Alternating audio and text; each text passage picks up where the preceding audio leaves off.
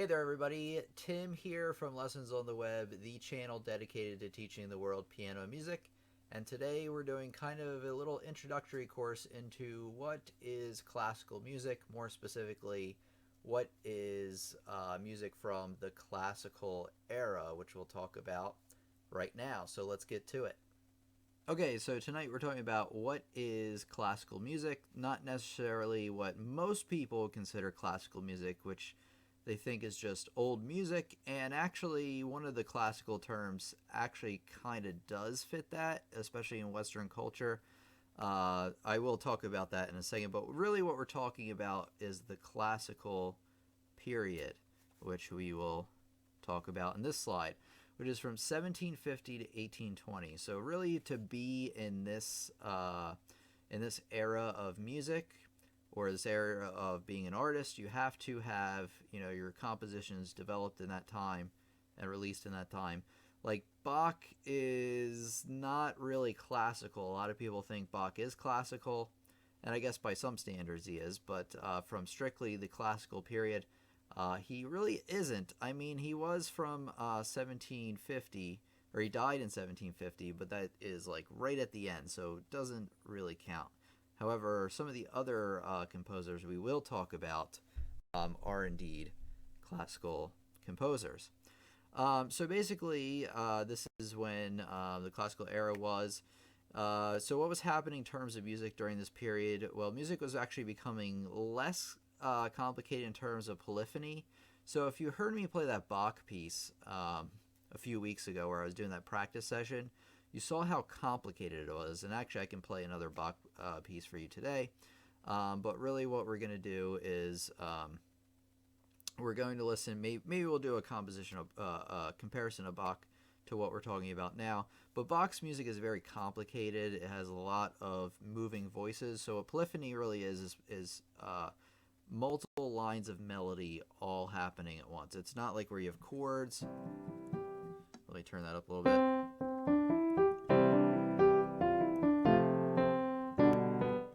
Which is homophony, but polyphony has multiple melodies all going on at once. However, the length of the compositions got way longer.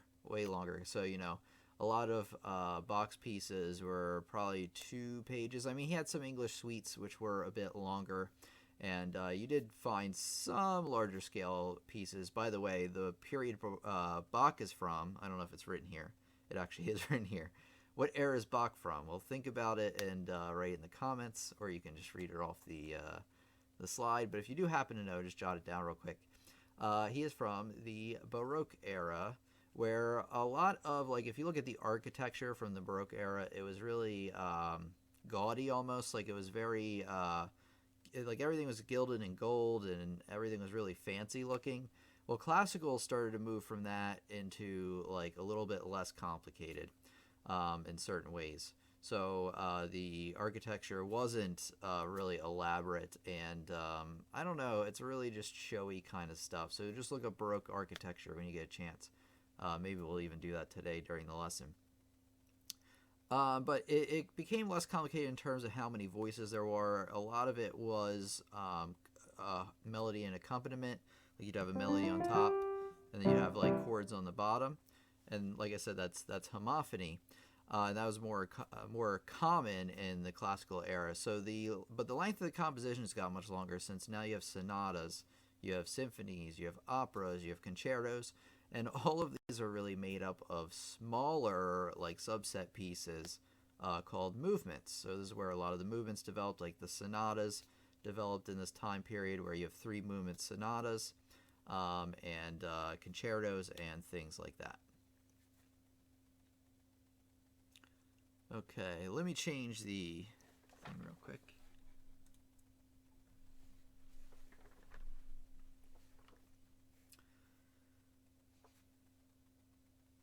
Okay, so just because music is old doesn't necessarily mean it's classical. So if you've ever heard somebody hear Chopin or Bach, Bach we just mentioned, and say that, oh, I love classical music, they're wrong. Well, sort of.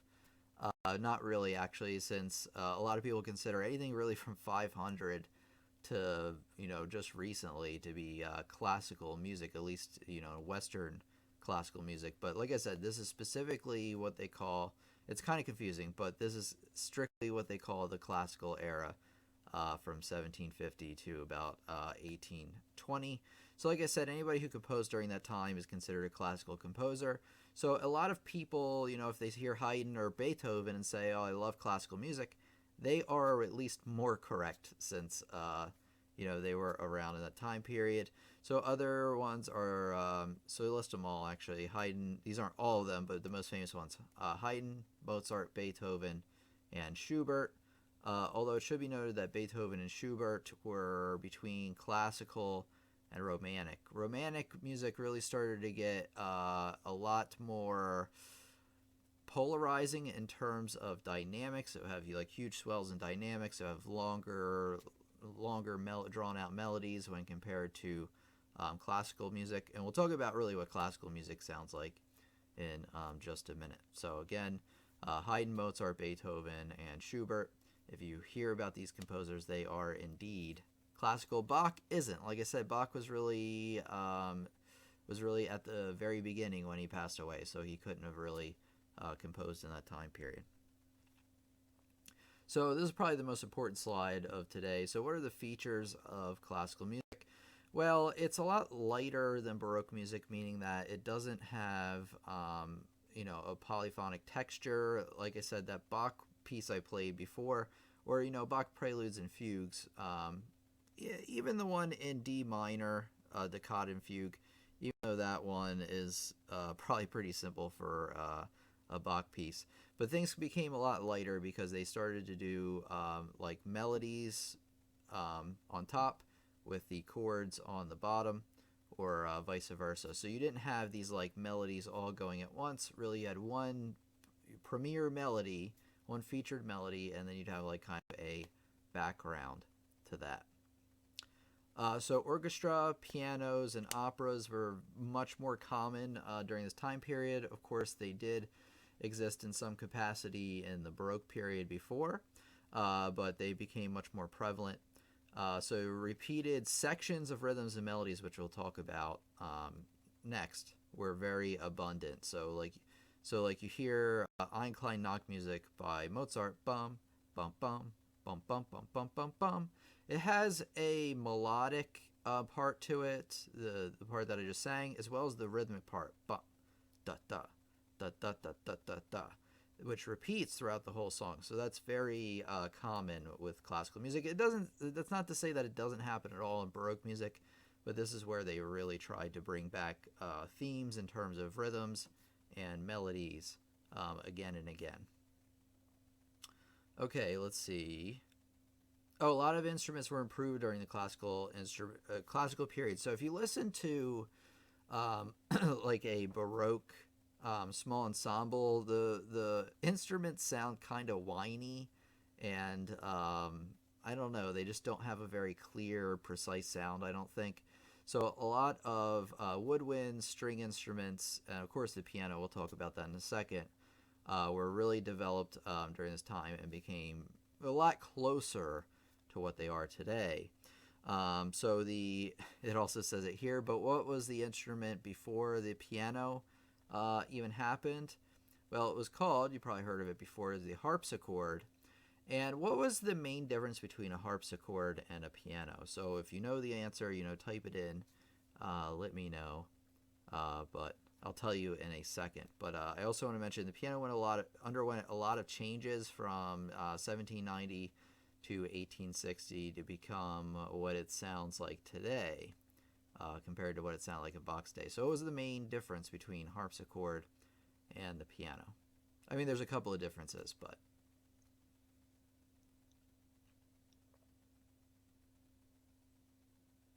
okay. Well, I know there's a delay on the stream, so I'll give you some more time. We'll move on to the next slide, and then we'll come back to it. Oh, that's right. The next slide is let's listen. So what we'll do is we will listen to a bunch of these pieces, and we will go from there.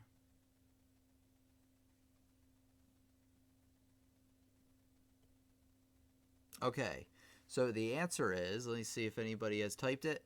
So nobody's typed it. So the main difference between a piano and a harpsichord is that a harpsichord could only play at one volume. It had like kind of a twangy sound, whereas the modern piano, you can play soft and loud, piano and forte, whereas, you know, a harpsichord could probably only play mezzo forte, maybe forte. Didn't matter how hard you banged on the keys. Didn't make any difference. And harpsichord was better for like a chamber, like a room, and a piano because it has the ability to get even louder, and you know, just have those differences. Is better for a concert hall. But of course, we know we have the upright pianos, which are great for you know, in your home, or if you're lucky enough you have a grand piano in your home. If in that case, I am very jealous, but I at least have this keyboard, which is a whole different thing than even that, since there's no strings or anything. Everything's computer chips and you know, reproduced sounds like that. I don't know. Rich says, I don't know, LOL, but that's okay. So that's the main difference, Rich, is that the harpsichord didn't really have any dynamics. It was like one dynamic the entire time, whereas the piano had a nice sound to it. Let me see, where would I don't know, maybe I have a harpsichord here.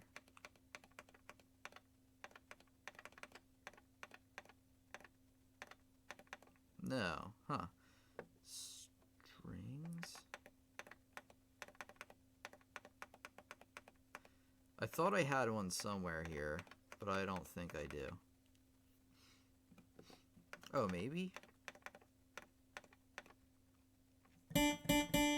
Harpsichord, there you go.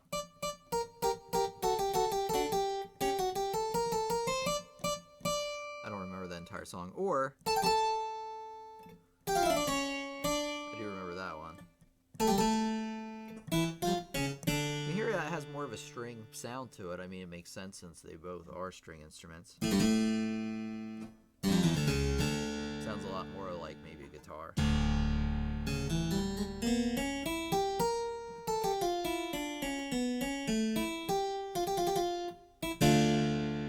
I'm not going to play the whole thing, but that's what a harpsichord sounds like in comparison.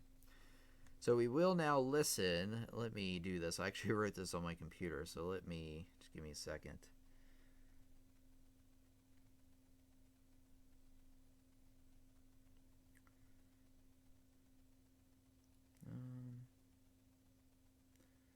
Let's see.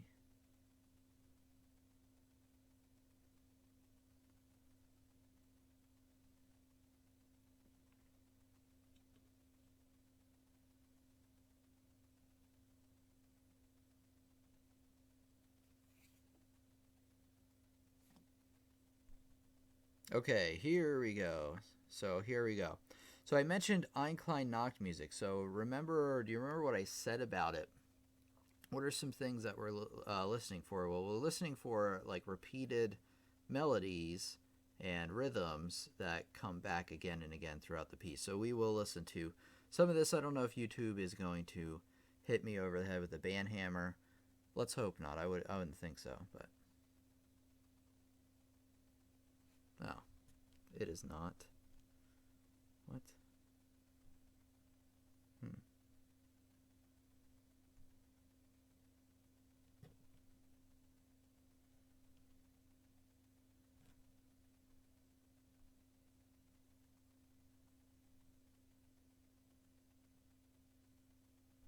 It's not playing. Why not?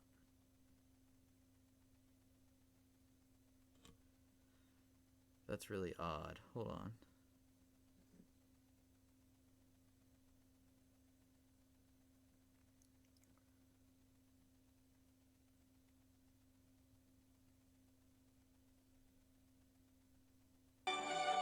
There we go. Let's start it again since we had some technical difficulties. There we go.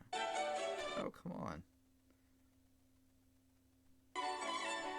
Keeps doing that, huh?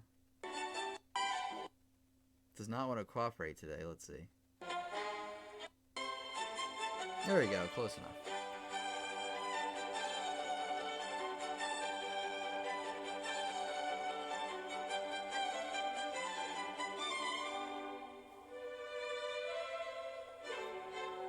Robin is here. Hello, Robin. And Robin says, some of them have 2 keyboards. One time I had to tune the orchestra. I couldn't find the silly A because the keyboard was so different. Oh, you mean on the harpsichord? Yeah, I've seen it.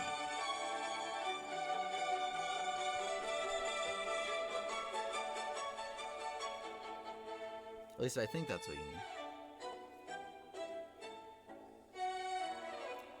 Notice how it just has a light sound to it, and it does have like some dynamic range. Da-da. And what kind of instruments do you notice?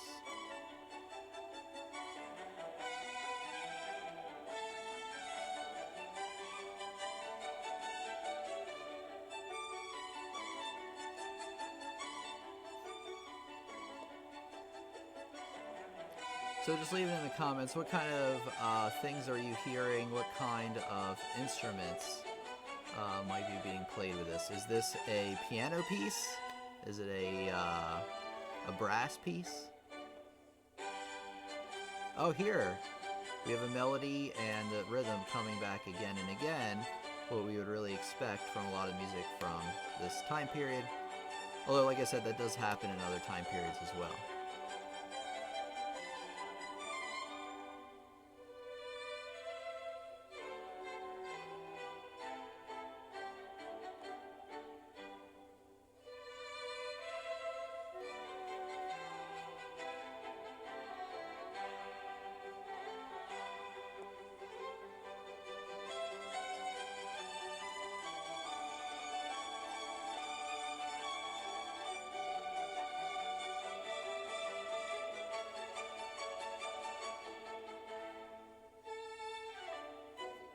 See how long this is. Oh, 20 minutes. We're not going to listen to the whole thing. All right, we're going to go on to... There's another Mozart. Let's see. So again, he introduces this theme.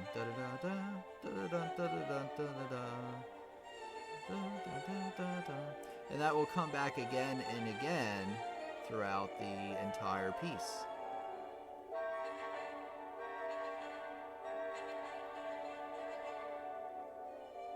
See? There you go, I told you.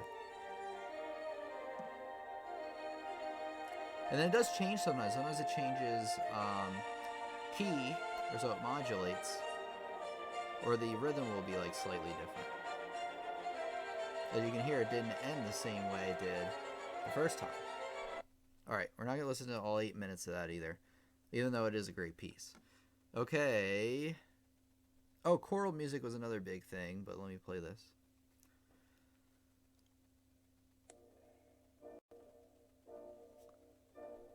Rich asks, before we start on this, did these composers write music for the piano and then transfer it to other instruments?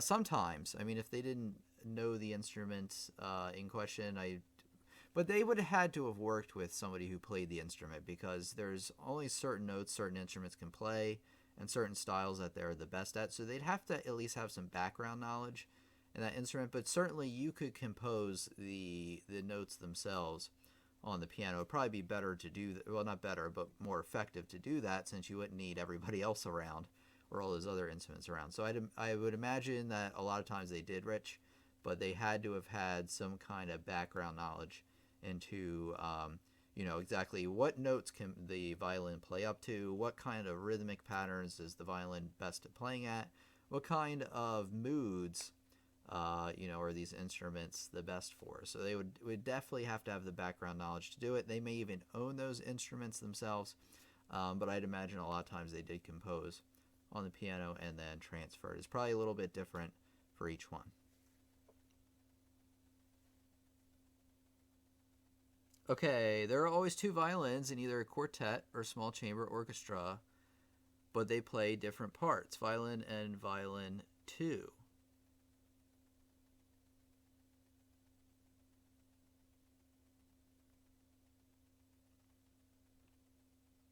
Yeah, violin heavy, very much so. Yes. There are always 2 violins, really? I believe you're actually right on that. I'm not an expert has this kind of stuff. But Robin does play in the orchestra, so she would know a lot better than me.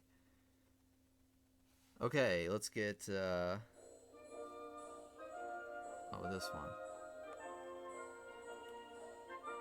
Now, what kind of instruments are in this one? Leave it in the comments.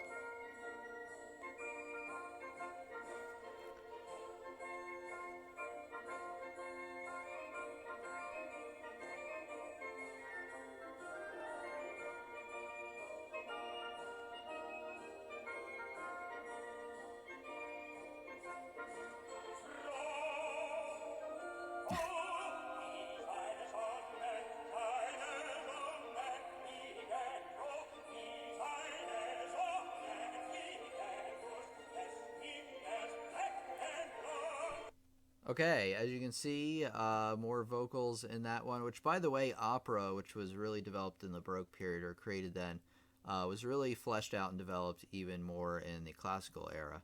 There's one little thing here at the bottom I really want to mention that I just saw upon that I want to talk about. Let me see. So, let me move this over here. Up here. It even has the answer there.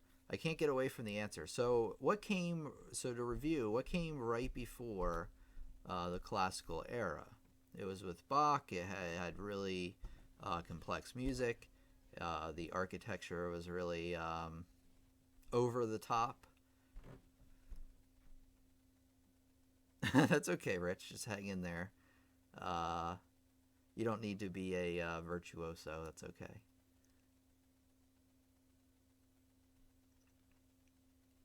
By the way, if you're watching this lesson, whether it's part of the stream or part of the recording, leave it a thumbs up and let other people know that they can learn from this lesson as well. So the question was, I don't know if maybe the stream's lagging behind, but what era came before the classical era? We actually did talk about this today.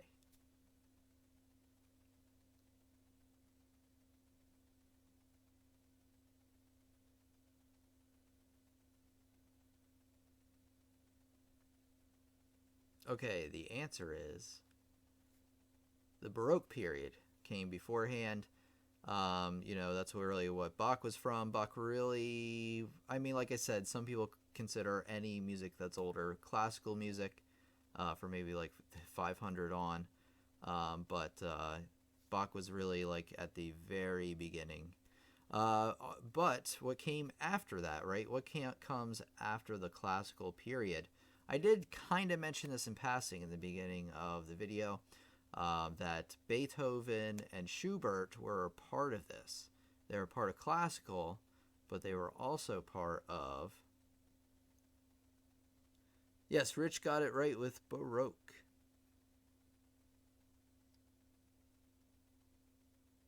Yes, right. So Shesk and Rich nailed it on the head with Baroque. And then right after classical comes the Romantic period.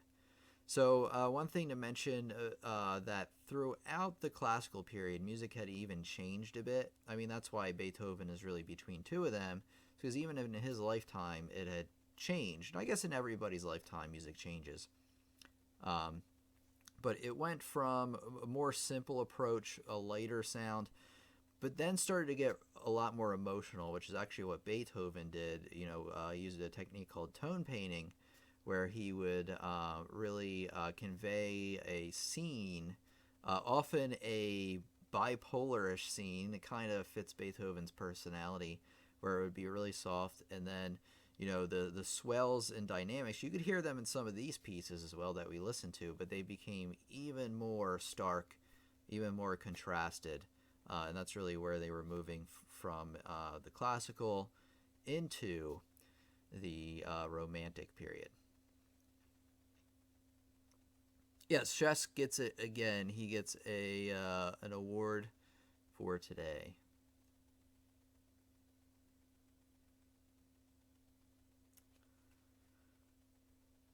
Okay, so that's pretty much all I had. If Robin has any more knowledge to bestow upon us, if she's still here, I would love to hear from her, but that's okay.